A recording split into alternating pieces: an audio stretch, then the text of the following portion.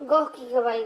حضرت عمر فاروق رضی اللہ تعالی عنہ فرماتے ہیں کہ ایک مرتبہ ہم حضور نبی کریم صلی اللہ علیہ وآلہ وسلم کی خدمت میں حاضر تھے کہ ایک اعرابی آیا جس کے پاس گود تھی اور کہنے لگا، مجھے لات و عزی کی قسم، اے محمد صلی اللہ علیہ وآلہ وسلم، میں تجھ پر ہرگز ایمان نہیں لاؤں گا جب تک یہ گود تمہاری صداقت کی گواہی نہ دے۔ حضور صلی اللہ علیہ وآلہ وسلم نے فرمایا، اچھا سنو۔ پھر حضور صلی اللہ علیہ وآلہ وسلم نے گوہ سے مخاطب ہو کر فرمایا، اے گوہ بول۔ گوہ سنتے ہی عربی زبان میں بول اٹھی، لبیک یا رسول العالمین۔ تمام سعادتیں اور کامیابیاں آپ صلی اللہ علیہ وآلہ وسلم کے قدموں میں ہیں۔ حضور صلی اللہ علیہ وآلہ وسلم نے گوہ سے پوچھا، تم کس کی عبادت کرتی ہو؟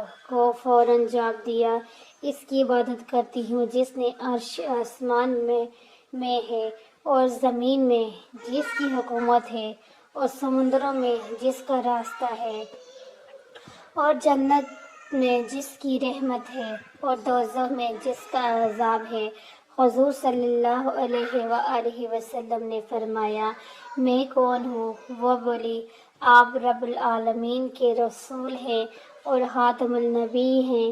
جس نے آپ صلی اللہ علیہ وآلہ وسلم کو پہچان لیا وہ نجات پا گیا، اور جس نے آپ صلی اللہ علیہ وآلہ وسلم کو نہ مانا وہ دونوں جہانوں میں نقصان پا گیا۔